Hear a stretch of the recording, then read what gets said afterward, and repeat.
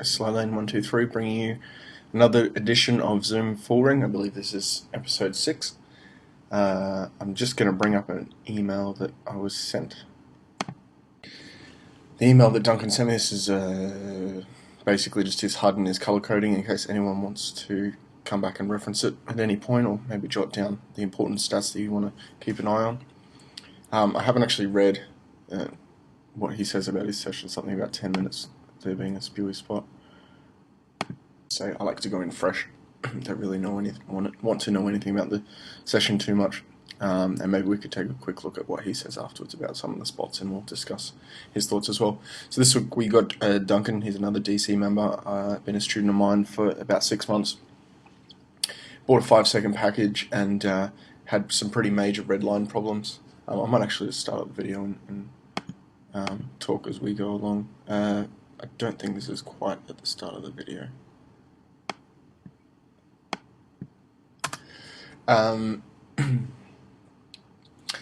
Yeah, he had some major red line problems, and that was what he predominantly came to me for. He was still just winning, but his red line was leaking pretty heavy, and it took us a while to figure out what was going on with his game.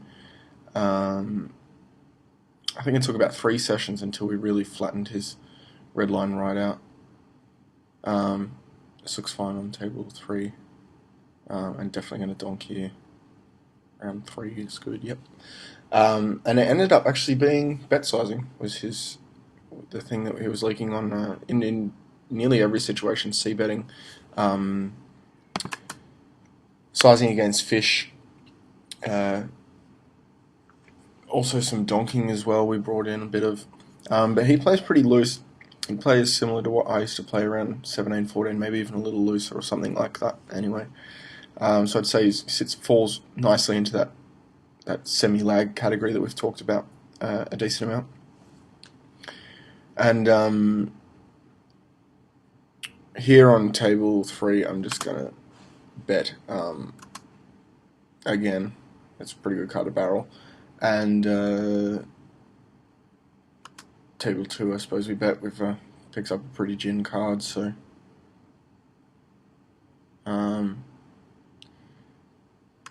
we hit the 8 on the river, so he limp called. We called the lead.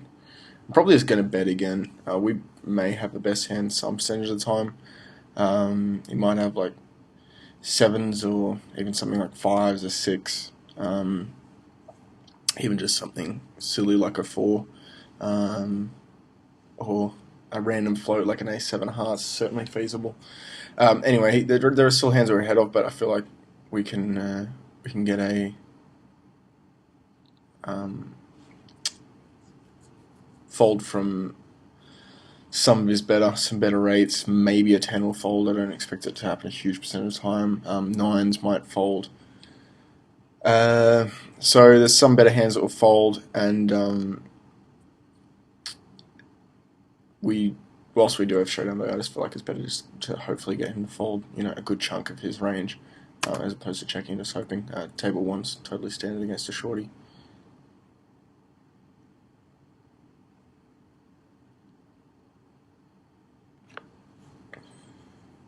Checking, I don't think it's terrible, but I would probably rather be betting in this spot.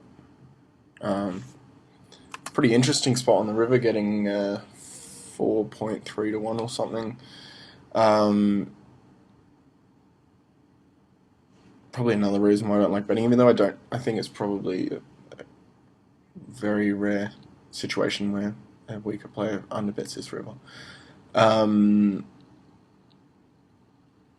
don't know. I don't really mind calling. I don't really mind folding. I don't really mind raising, to be honest.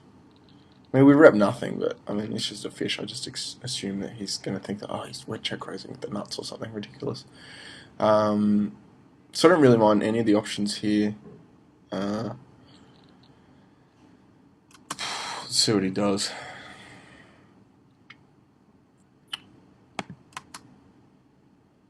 I think if the thing about this bet size on the river is that he's going to go for the search this player function, which is definitely a good choice. If he's there's a couple of ways to look at that. If he's just one tabling, then he's very likely a fish. And he very likely is a fish anyway. I'm not even sure we need to use the this function here because I feel like I'm pretty sure he just limp called pre, so he's very likely a very weak player. Um, so on the one hand, if we see that he is maybe playing a couple of tables, we might assume that he's a little better, and we also might assume that calling and having information on the player has a bit more value. Whereas if it's just a random fish that we're never going to see again, it doesn't really have as much value. We very likely not see them anymore. So, couple other things to think about there, and then the other thing here is that, like, what does he bet $7 with on the river? Like, it's pretty hard to give these sort of players credit to bet a 10 on the river, so you feel like he might just be betting with something that he feels doesn't have showdown value, like 5s or 7s, which pretty often won't. He went for the fold there. I think that's fine.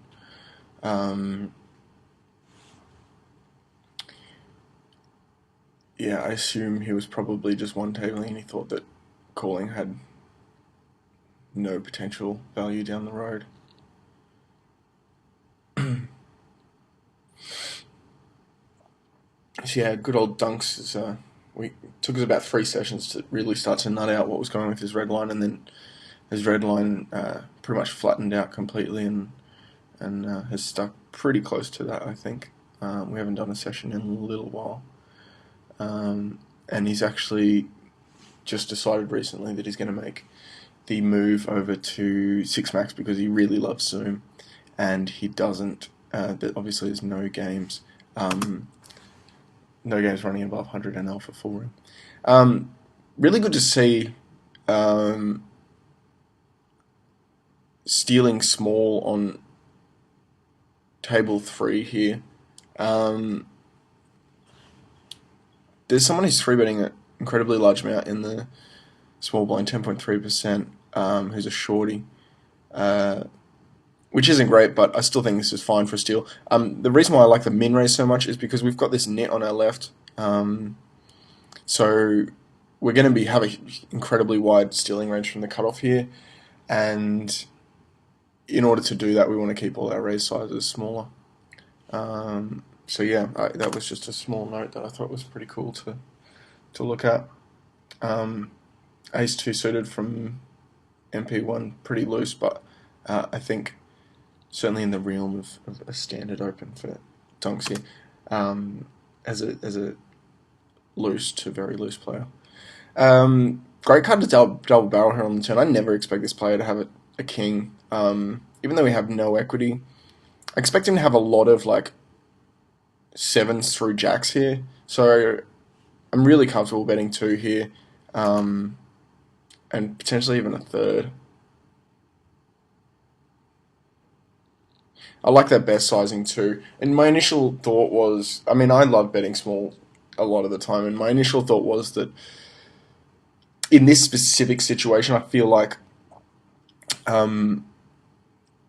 just instinctively, I think it happens to players a lot, and it kind of just happened to me then. Maybe because I haven't played in a week or so since I've been in Hawaii, and I still am.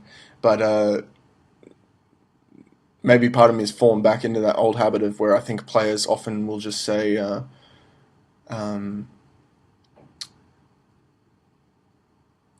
am I trying to say? I was trying to say that players will just bet big there on the turn in order to get a lot of fold equity. But I don't think necessarily against his range, it's just hugely weighted towards the pocket pairs I discussed earlier, that it needs to be big. In addition, I think the beauty of betting small here is that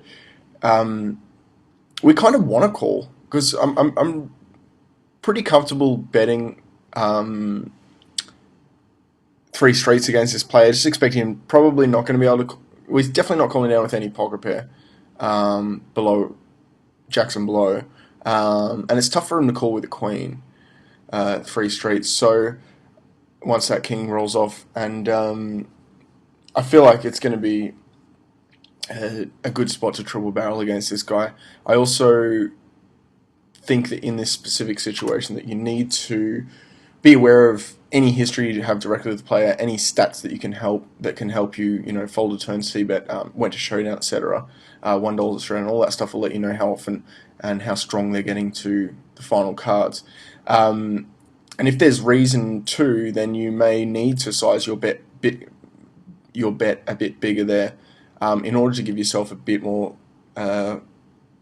fold equity. If you feel like, and when I say fold equity, I don't mean immediate fold equity. I'm talking about fold equity on the river. So if the pot's going to be bigger on the river, then you're going to be able to bet bigger on the river as well, and that might scare them off. This looks good on table 3 here.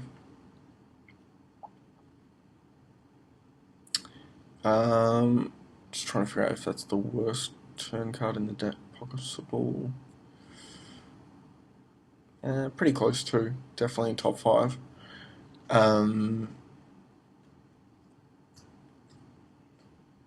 It's still definitely a bet. I kind of missed the action on table 2 here.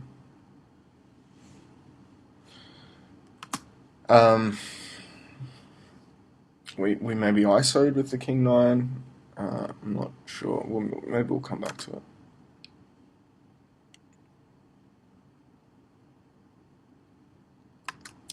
So this guy's 14-11, like pretty straightforward taggy guy. Not aggressive at all. I'm pretty sure the third stat is his aggression frequency. Not even remotely aggressive.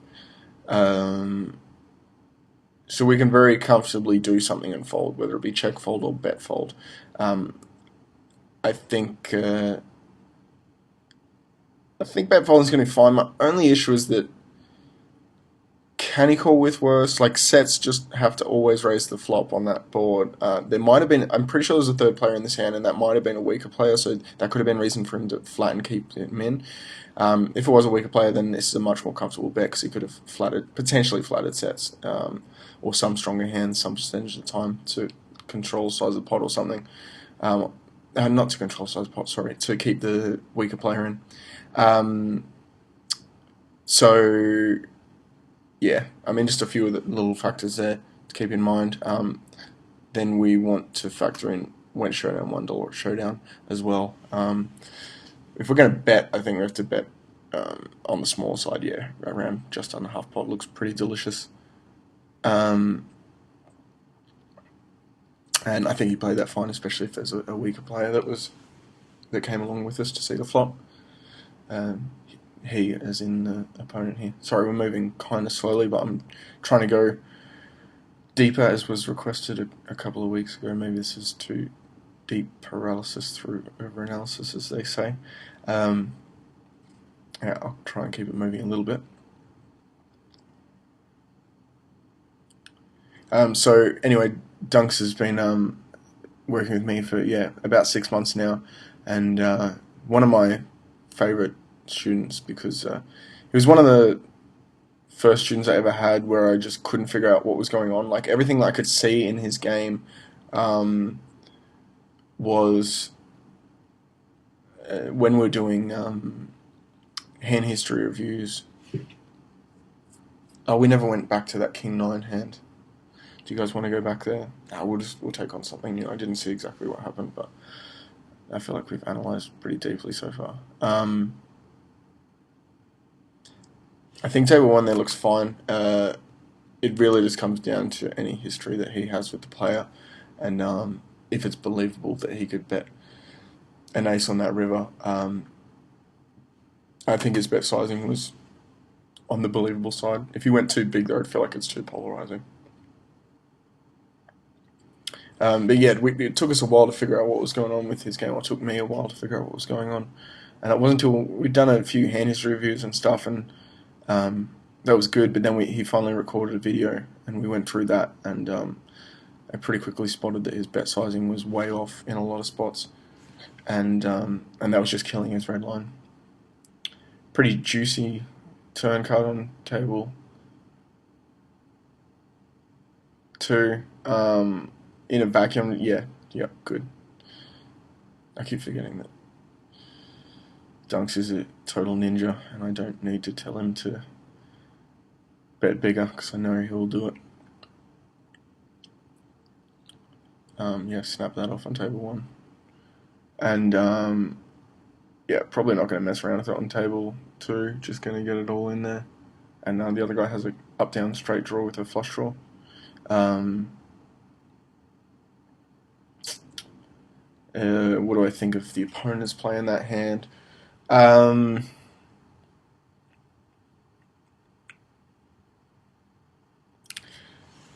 hmm.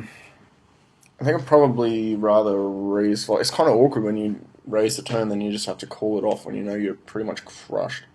And yeah, I mean, you're just putting in a lot of money when you know you're basically getting against like two pair sets and straights. Um, so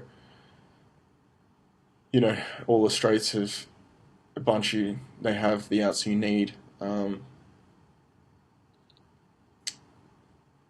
they don't. What am I talking about? The straights kill all your own straights. So basically, you're just on a bare flush draw, and obviously no pair draw, as you might hope for on occasion if you're hoping they have like an ace x of clubs or ace king of clubs or something, even ace jack of clubs there. Um, so yeah, I feel like the opponent should have raised the flop with such a small flush draw with no showdown value. Um, or just call the turn. I mean, it's going to put him in a tricky spot on the river, but raise calling the turn, I just don't feel like is going to be the best option there.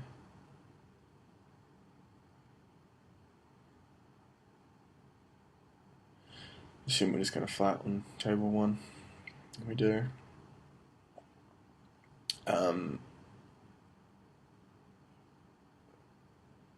I don't mind seeing the flop out of position against um, what is presumably a weak play, and I would be willing to bet my left nut that Dunks is going to put out a little betchkey on table four here. $4 exactly. Yeah, knew it. Oh, look at table one. I think that deserves a round of applause. Flopping a set in a four-way pot on an epic drawy board. This is interesting. Kind of calling table four. A guy checks back and then raises pretty big. And he's been really aggressive over a tiny sample. Um, yeah, this is a really interesting spot. I'm glad I'm not in it playing live.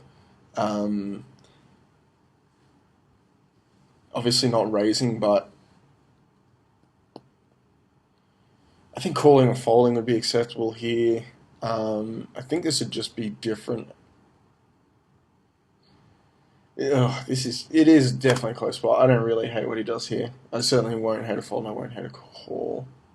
Um, I feel like a good percentage of the time I missed a sizing on table. Um, Table one, so I'm just gonna check it out. He breaks pretty quick as well on table four, which I think is interesting. With this many players in the pot, I'll be disappointed if Dunks bets less than $8 here. Okay, $8 is good. He raised pretty quickly on the turn there. It's really interesting. Um, just this time, I might just give him credit. The faster raise that I didn't notice initially. Um, you know, I think generally against these kind of fishy guys that are often, that they're like watching a movie or the TV on the side, or they're like, looking at RedTube on their second screen if they have one, or whatever they're doing. They're often not that focused on the Zoom table. So when they do something quickly, it tends to be something that's gotten their attention, like a set or a two pair or something big. So here I'm probably just going to give him the credit. I think it's really close, and I won't be disappointed with the call. Um, Worst turn card in the deck again on table one. Um, Jeez.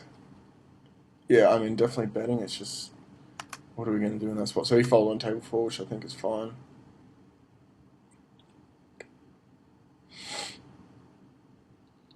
Hmm.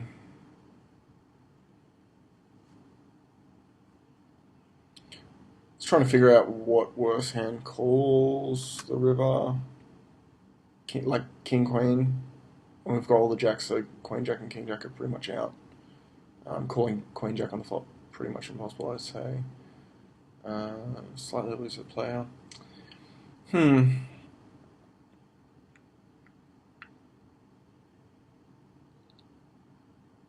King queen, I guess.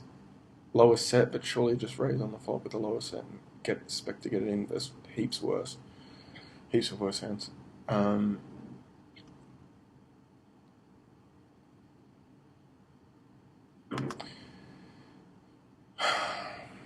it's an interesting spot. So we spent 39 and the 60 with the jacks there. Um,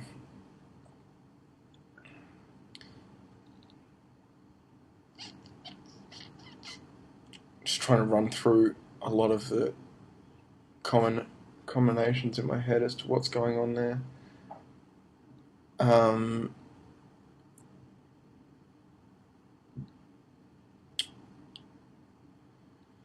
so I'll just sort of think out loud for a second. If the problem for me is that when you bet that big, I mean, pretty much only king queen can call or better, right?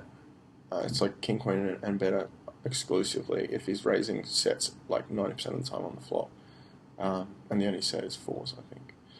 So yeah, the only lower set was fours. So keeping that in mind, um, sorry, I'm just blanking for a second, thinking about the three bet size with the kings as well. I think it should have been a smidgen bigger. Um, Keeping that in mind, if we bet smaller, it's hard to be balanced because if let's say we have a flush or even the nut flush there, there's no way we would bet small because we expect to get called by two pair sets and etc. But as I was saying, we expect our opponent to have raised a lot of sets and two pairs on the flop. So say we have the nut flush. What are we expecting to get called by when we bet 39? Really, again, it just comes down like king, queen, and maybe some smaller flushes. So, and smaller flushes might raise some percentage of the time, um, depending on the player. So I think maybe just a smaller bet sizing there works better generally because what's this guy? 789. I'm probably pretty happy betting like 13 or 14 here and just not worrying too much about it. I liked 14. Min raisements. Don't like that. Yeah, I don't mind just skipping next. Um, yeah, I don't like min raises from fishy players. If regs do it, I mean, then we've got to consider balance and other things like that. But coming from fish, as I've discussed a multitude of times in past videos, it's just very often the nuts. I'm not sure that I would bet this on table one against two weaker players. I just don't expect to be having a lot of fold equity, and I think the difference for me here is when there's a diamond. So if it was, ace jack three with a diamond, then I might see bet here. I know we've got, you know, equity against a jack, or if someone floats with like eights or nines or something. Um, but yeah, I just feel like if there was a diamond, there's just a bunch more cards we're going to be firing a turn with. Whereas here, we're just not really sure what we're going to be doing. Into two players, yeah, not a fan of that C bet. I just don't really expect us to get a lot of fold equity here ever. So anyway, coming back to that thought process before, I think just having generally a smaller bet sizing in that spot with your entire range is going to be good. Maybe something like 25 or 30, because you really want to open your opponent's calling range when their perceived range is kind of capped. So like when you don't expect to have many sets or two pairs or those type of strong hands, then it's really kind of capped to uh,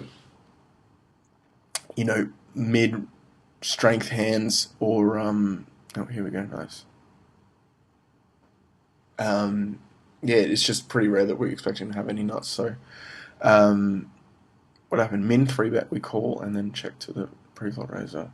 Um, I think I like raising here to about 12. 11's good. Probably just go a tiny bit bigger. Yeah, 12 or 13 there. I suppose we don't really want to have too much fold equity, so I don't mind. A dollar's more is obviously not a huge difference. So yeah, just a generally smaller bet sizing on that other hand. Here's think I'm going to go a little bigger, like 19 to 21. I'm just going to expect this guy's a fish. I'm just going to call with like he's just never going to fold a hand like ace queen with a heart. And here, yeah, I think an overship. I think Dunks and I think very similarly in a lot of our lines and a lot of our play, and I like the tank as well. Tanking down, shoving. Against a fish, I think this works pretty deliciously. I expect him to bluff catch with a decent number of ace-x with a heart. Missed the action on table 1. We called a 3-bet, did we?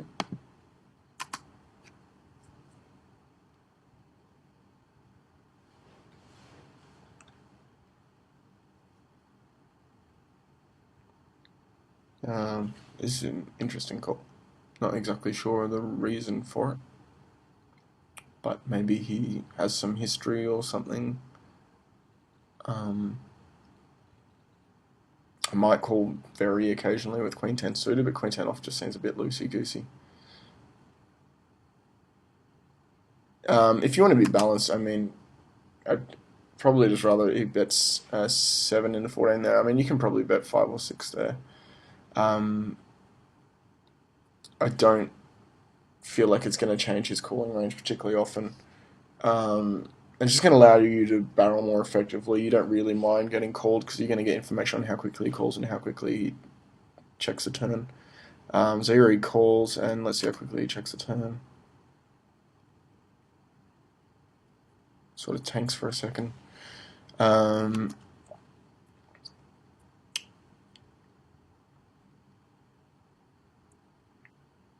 Yeah, somewhere around there. $13.50, $14, something around half pot.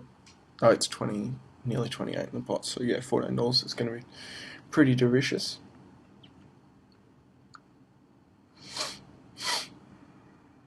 Hello. And I can feel like he wants to overship this, but I don't like it. I feel like here I don't like the overship because I mean this guy's just like a tag rag, right? So maybe it's $1 that went to showdown, $1 at showdown are skewed, and he's not particularly good. In which case it's fine. It would also slightly justify the Queen 10 off call. But against a standard 14-10, I feel like this is actually a bit thin. I just don't expect them. I mean, we have heaps of jacks, queens, and the occasional 10x as well. So I just feel like this board has run out where it's really hitting us. And if we shove here, I feel like he should very comfortably be able to get away from kings, aces. Not sure he could ever get away from ace king. Could he? That would be pretty sick.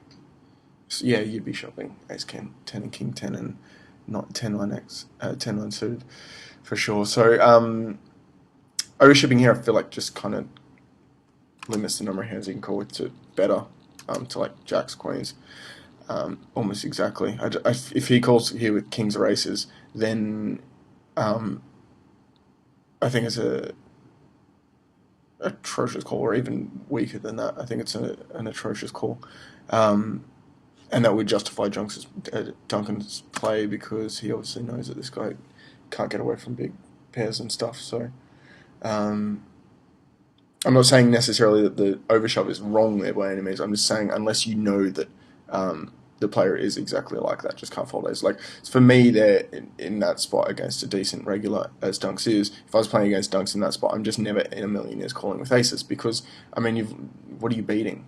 What's he calling a 3-bet with and then doing that with? Like surely if he had something like ace jack or ace queen, at some point we would just check and try and see a showdown.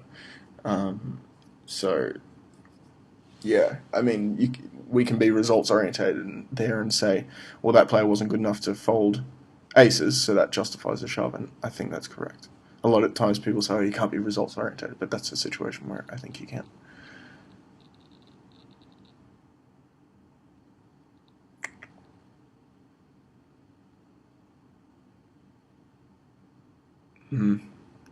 Thought about cold forwarding on table 4 there, but I don't like really that spot. I generally don't mess around too much with nits. Early position opens or MP opens. Yeah, this is just a fold now.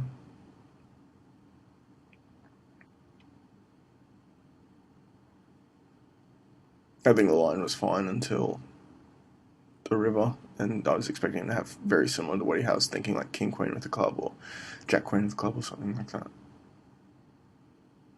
Maybe the positions limit his hand range there a little bit, and he couldn't have had offsuit broadways there. I didn't exactly see the positions, but that's something to take into account as well.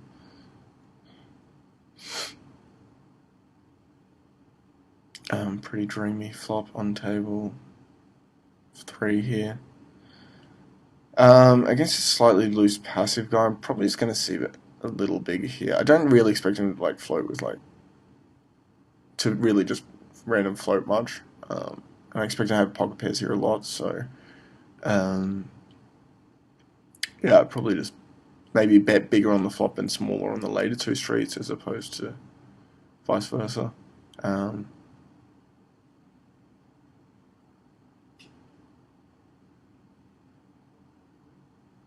So he's gone for the smaller flop bet, and now he's trying to get a bit bigger towards 3/4 pot on the turn. I think I'd rather do the other way around because I feel like we get too much fold equity on the turn there. I feel like that's just a really good spot to have a very wide bluffing range because people just give too much credit, and you know it's just a board that is hard for us to be barreling with equity other than just some overs. So generally we will have a hand there, seemingly, which makes it a good spot to have a bluff because our perceived range is so strong.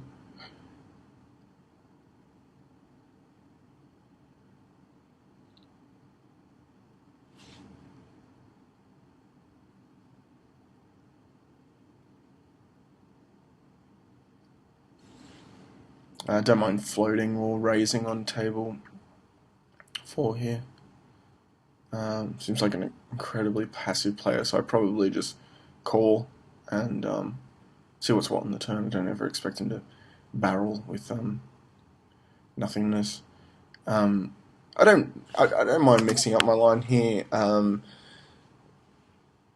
beauty of betting here is that you're just never getting check raised because he's so passive.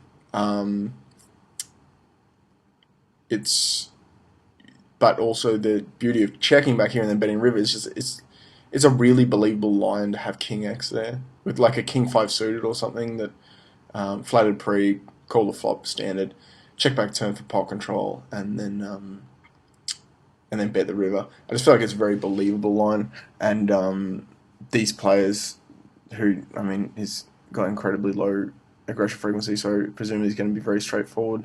That could just be a skewed sample, but who knows.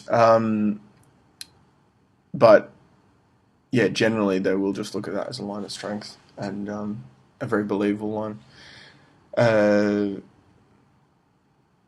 Betting turn is obviously also fine. We have equity and a decent amount of his range. You know, 7s and 8s, 9x. We still have jacks or 10s as an out as well. I think we led on table 1.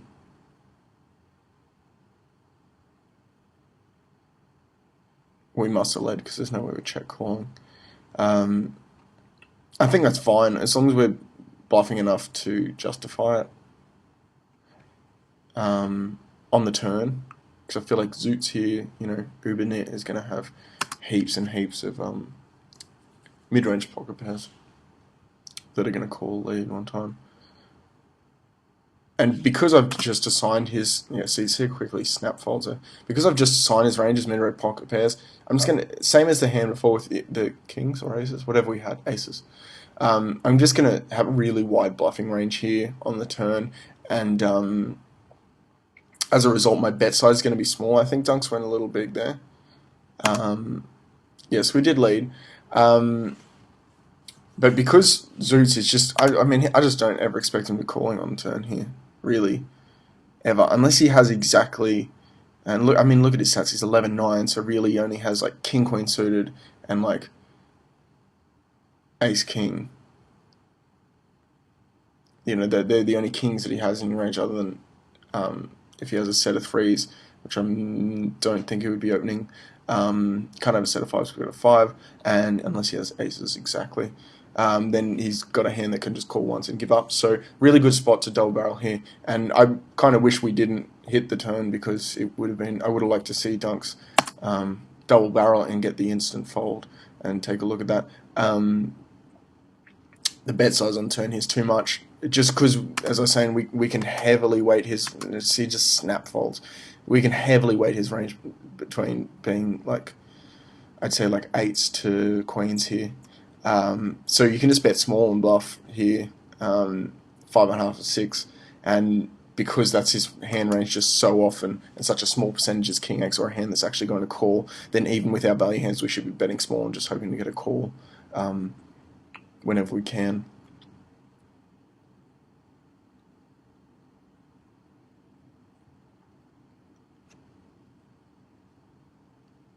So it makes your bluffs, which we're going to be doing there, heaps cheaper, and I'd be firing the river as well, just because, again, I don't really never expect to have king X. And it allows you to potentially get some more calls when you have value hands.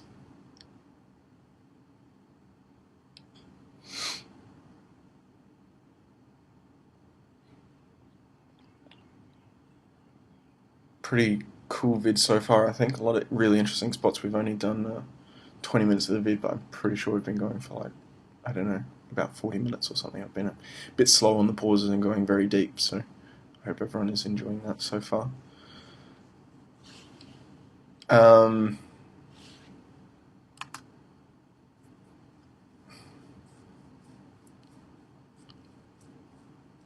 This was a squeeze pot, I think. Just let me go back. Sorry, dudes. Yeah, so this is a squeeze pot. That's fine. Sizing's good. And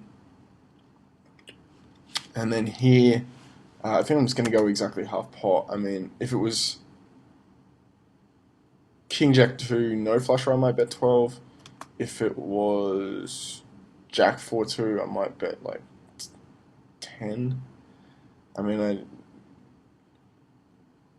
I just feel like it's a bit too drawy to be going for that sizing there.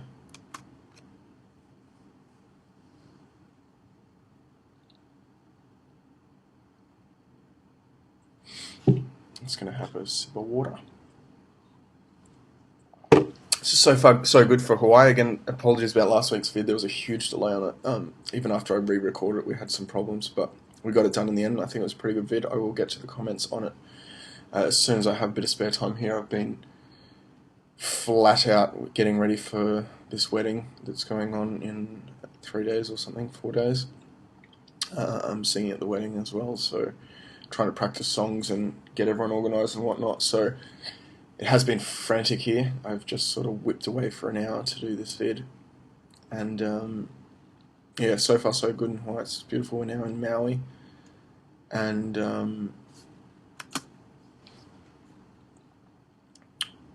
I was a little distracted and didn't see what happened on table 3 here.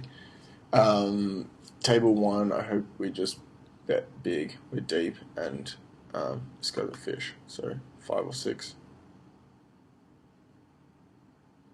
Big. That's really drawable too. Yes, nice. Good to see, good to see. And that's fine, just folding on table 3. Not sure of how the action went, but it looks like it would just be my standard play too, regardless of the action beforehand. So Hawaii's been pretty delicious so far, perfect weather. Spent all day at the beach and at the pool today. And yeah, just getting my life together, really. One day at a time. And then I've got like 10 more days in Hawaii, and then I will be moving back to Sydney indefinitely. Trying to get ready to release my music EP, which is very exciting. This is Oh, I see. It's 3 bets fine. It's from a 50 big blind stacker. So probably just going to flat here against this guy. Um, Seems like he's pretty aggressive and presumably not particularly good because he's a short stacker. And yeah, I don't like that. I think it's a waste. I don't see why you would ever 4 bet there. Maybe he's got a really low fold to 3 bet or something. I don't know. This just seems totally wasteful. I mean, yeah, I don't like that at all. I think that's just a flat. Spot I would flat with 100% frequency. With aces there and kings. Queens I'd probably just 4 bet small like he did.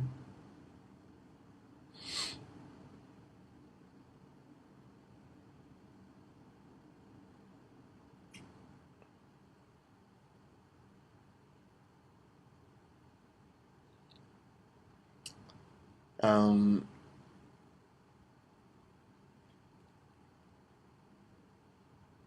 if this guy's double barreling a lot on table 1, then I'd probably just give up. If he's not, then I would potentially float 1.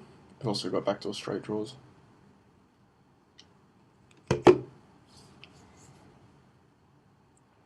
And obviously the reason for that is that he's going to give up a lot on the turn when we float. If he's not double barreling, it's got a big gap between his flop and turn c-bet, then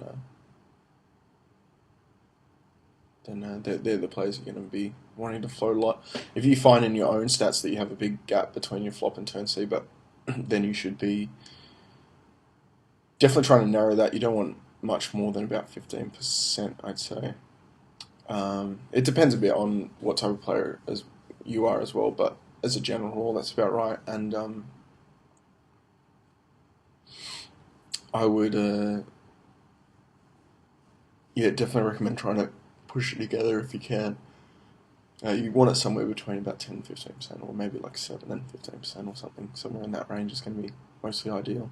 If you're not, people are just going to be floating you a lot and expecting you to give up on a lot of turns. So generally, you find that your flop c-bet success is pretty sucky. Oh, here we go. Maskman from last week's vid on table 2. Prepare to battle. Fight. Oh, who falls to 3 bets? What kind of nit?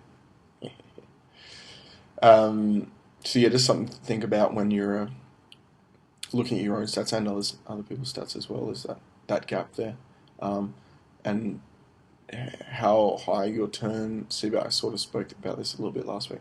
But how high your turn c-bet is often going to affect the amount of fold equity you get on your flop bets, because you tend to get a little bit more fold equity when you have a high turn c-bet, as people don't want to face that second barrel.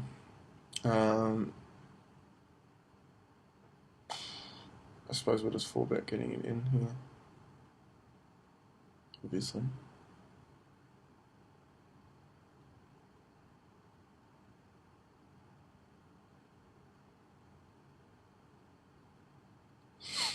It seems fine for the record. I would say otherwise if I didn't think so.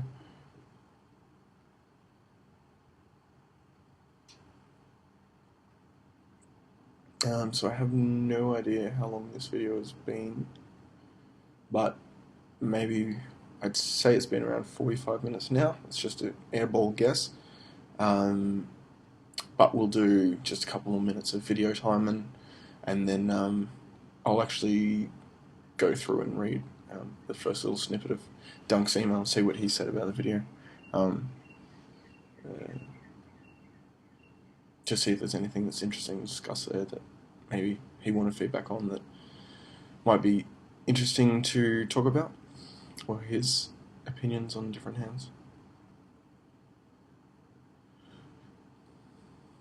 Standard on table 1.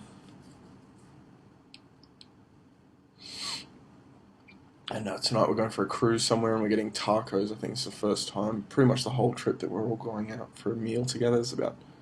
So far there's about, oh god, 15, 20 of us gathered here at this hotel. No, more. 15, 20 at this hotel, maybe another 20 elsewhere.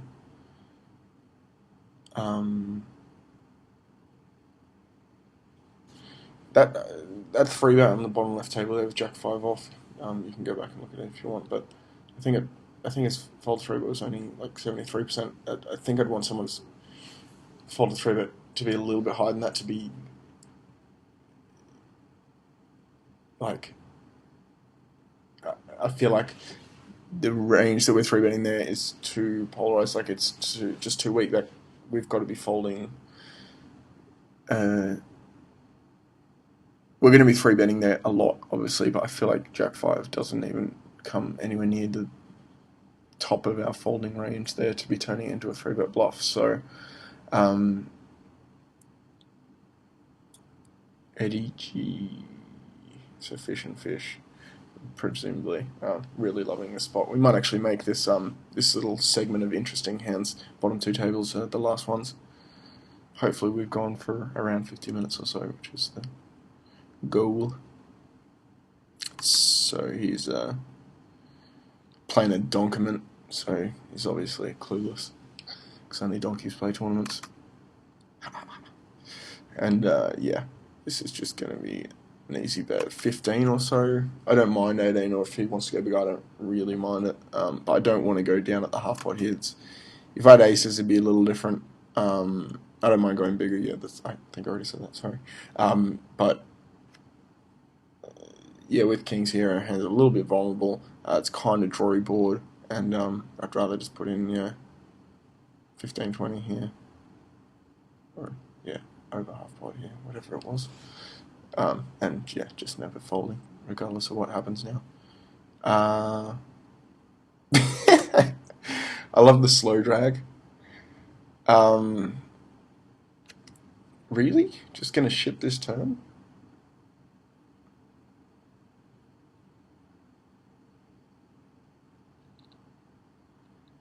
Um,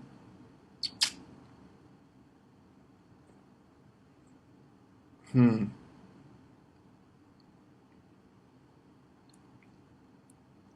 I don't know, man. I feel like we should still just bet like $20 here, and just make sure that he never folds anything here. And it looks really goofy to fish as well, which is just what I'm assuming this guy is. Like, it just looks kind of goofy. And yeah, like you could be bluffing. I don't know. I don't think I really just want to ship here. I mean, I don't hate it because, obviously, if he has like ace jack here and like the queen of diamonds comes on the river, then he's not going to call the river, presumably. If we bet small and then shove river, but I feel like if he has something, let's say just stupid like queen 10, or even as weak as something like queen 8, he's obviously not going to call with just a gut shot and an over, or a straight draw and an over here, presumably. Some certain time these guys obviously will, but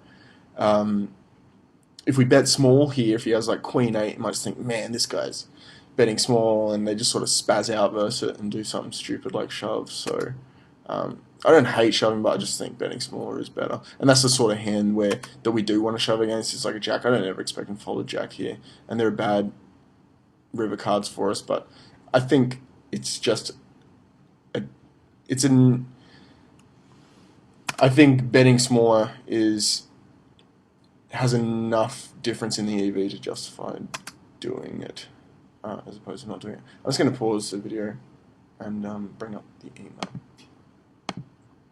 It's only a small difference there, but I still think it's better just to bet a little smaller. And that, again, when I say that, it doesn't take into the fact that, sometimes either in your own sense, like sometimes you get a gut feeling on the timing that someone check calls, or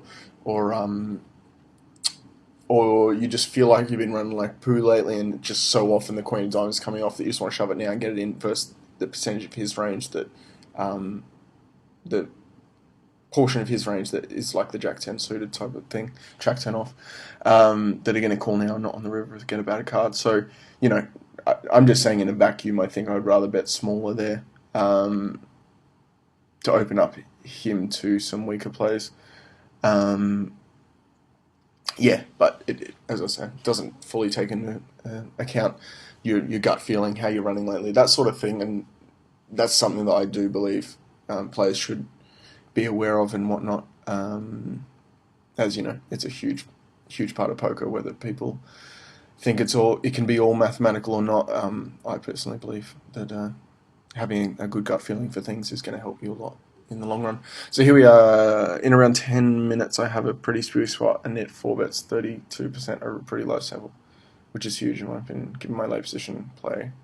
3-bet isolating a likely play and his high forward. I thought shoving was a display. I really focused on this. What are your thoughts about that spot? I don't really remember that spot. I missed it. Sorry, Dunks. For the rest, I hope it was a decent set and maybe missed a few spots for a bell. I thought the barreling was pretty good. I thought I think there was only one spot kind of early where we didn't go for some barrels that I think we could have. I thought everything else was good, aggressive play. It was good to see a lot of donking. That was something we worked on a lot, and something that a couple of my other students who I know watch this series are working on as well. So it was really good to see some of that stuff happening. And yeah, all around a pretty cool and interesting video, if you ask me. So we'll wrap it up there. I hope you guys enjoyed watching this as much as I did making it. And now I am back to the pool. Alright, I'll see you next week. This is Slowlane123 for DeucesCrack.com.